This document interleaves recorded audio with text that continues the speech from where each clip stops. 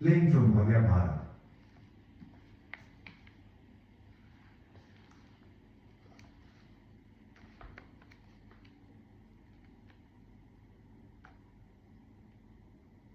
श्री रंग जी अनंतानंदाचार्य जी महाराज के प्रधान शिष्यों में एक थे। गृहस्थाश्रम के समय आपका निवास द्योसा नामक ग्राम में था, जो तत्कालीन जयपुर राज्य में आता था। आप वैश्य कुल में उत्पन्न हुए थे। आपके यहाँ सेवा कार्य करने के लिए एक नौकर रखा गया था, परंतु वह स्वभाव से बड़ा ही दुष्ट था। कोई पाप कर्म उससे शेष नहीं था। कालवश मृत्यु प्राप्त कर वह यमलोक गया। वहां उस पापी को यमराज ने दूत कार्य में नियुक्त किया। मृत प्राणियों के प्राणों को लाने का कार्य सौंपा। एक बार यमराज ने उसे एक बंजारे के प्राणों का हरण करके लाने को कहा, जो कि उसी द्योसा नाम ग्राम का रहने वाला था, जहां वह मरने से पहले श्रीरंग जी के यहाँ नौकरी करता था। वहां आने पर वह सबसे पहले श्रीरंग जी से मिलने गया। वे उसे देखते ही चौंक पड़े और बोले, अरे मैंने सुना कि तू मर गया है, फिर तू यहाँ कैसे आ गया? यमदूत ने कहा, मालिक आपने ठीक ही सुना था, मैं मर चुका हूँ और अब यमदूत बन गया हूँ।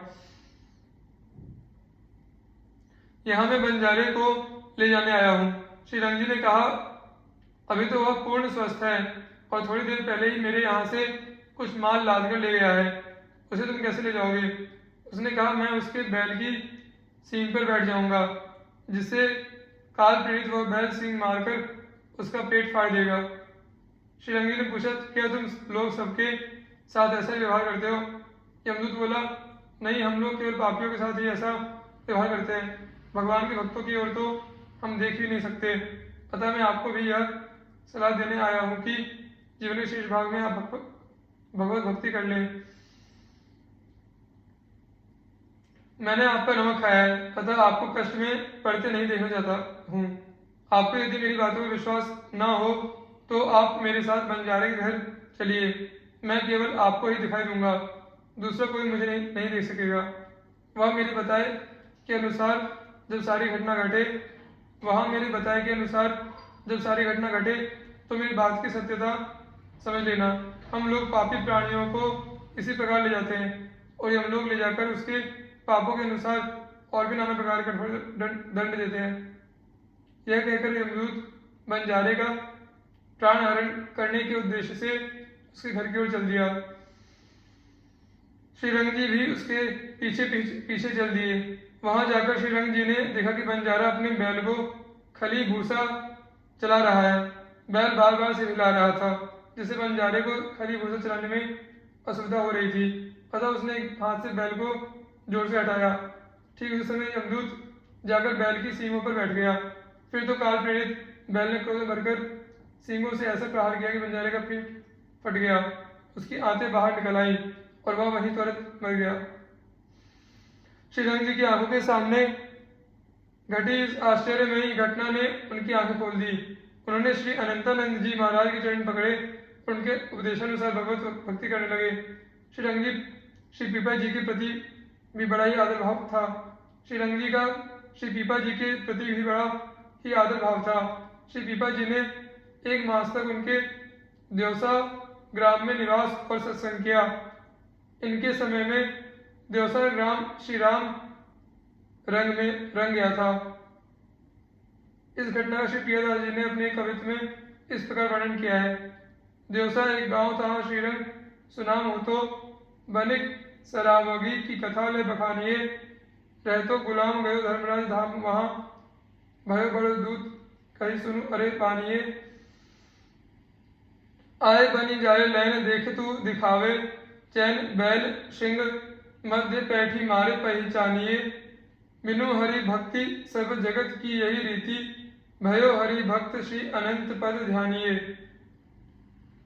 श्रीरंग जी के पुत्र को रात में भूत दिखाई देता था। उसके भय से वह नित्य सूखता ही चला जाता था। श्रीरंग जी ने बालक से उसका कारण पूछा तो उसने बताया कि रात में भयंकर प्रेत के देखने से मैं दिन रात चिंतित रहता हूँ। तब श्रीरंग जी पुत्र के सोने के स्थान पर स्वयं सोए। रात होते ही वह प्रेत आया। श्रीरंग जी क्रोध करके उसे मारने के लिए दौड़े। प्रेत ने दैन्यतापूर्वक कहा कि आप कृपा करके मुझे इस पाप योनि से मुक्त करके सदगति प्रदान कीजिए। मैं जाति को सुनार हूँ, पराई स्त्री से पाप संबंधी कारण में प्रेत हो गया हूँ। अपने उद्धार का उपाय संसार में खोजने के बाद अब आपकी शरण ली है। प्रेत की आर्तवाणी सुनकर श्रीरंग जी ने उसे चरणामृत दिया और उसका अत्यंत सुंदर दिव्य रूप कर दिया।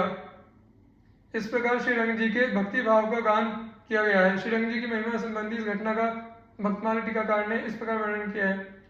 सुत को दिखाई देत भूत नित सुख्यो, जात पूछे कही बात जाई वाके ठौर सोयो है। आयो निशि मारी बेको, दायो वह रोष भरो, देवो गति मोको उन बोली के सुनायो है। जाति को सुनार पर नारी लगी, प्रेत भयो लयो तेरी शरण में ढूंढी जग पायो है।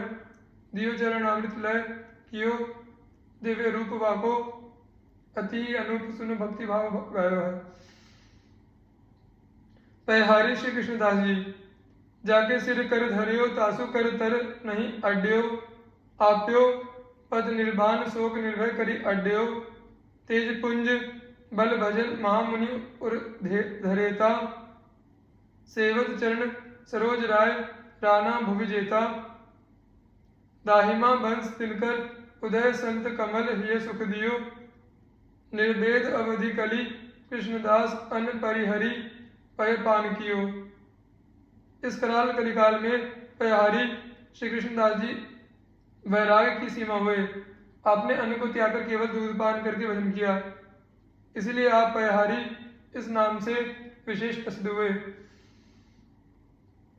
आपने शिष्य बनाकर जिसे अपनाया उससे याचना नहीं की, वरन उसे भगवत पद मोक्ष का अधिकारी बना दिया और संसारिक शोक मोह से सदा के लिए छुड़ाकर अभय कर दिया। श्री पयहारी जी भक्ति में तेज के समूह थे और आप में अपार भजन का बल था। बाल ब्रह्मचारी एवं योगी होने के कारण आप ऊर्ध्वरेता हो गए थे। भारतवर्ष के छोटे बड़े जितने राजे महाराजा थे वे सभी आपके चरणों की सेवा करते थे। दधीची वंशी ब्राह्मणों के वंश में उदय उत्पन्न होकर आपने भक्ति के प्रताप से भक्तों के हृदय कमलों को सुख दिया। यहाँ पर हरि श्री कृष्णदास जी का जीवन चरित्र संक्षेप में दिया जा रहा है। जयपुर में गलता नामक एक प्रसिद्ध स्थान है जो गालव ऋषि का आश्रम माना जाता है। वहाँ वैष्णव संतों की गद्दी है जो गालता गादी नाम से आज भी प्रसिद्ध है और वहाँ आज भी हजारों संतों की नित्य प्रति सेवा होती रहती है। एक समय वहाँ के स्वामी श्री कृष्णदास जी नाम के प्रसिद्ध संत थे। ये दधीची के वंश में उत्पन्न दाहिमा ब्राह्मण थे। इन्होंने आजीवन अन्न के स्थान पर दुग्ध का ही आहार किया, जिसके कारण आपकी प्रसिद्धि पयहारी बाबा के नाम से रही।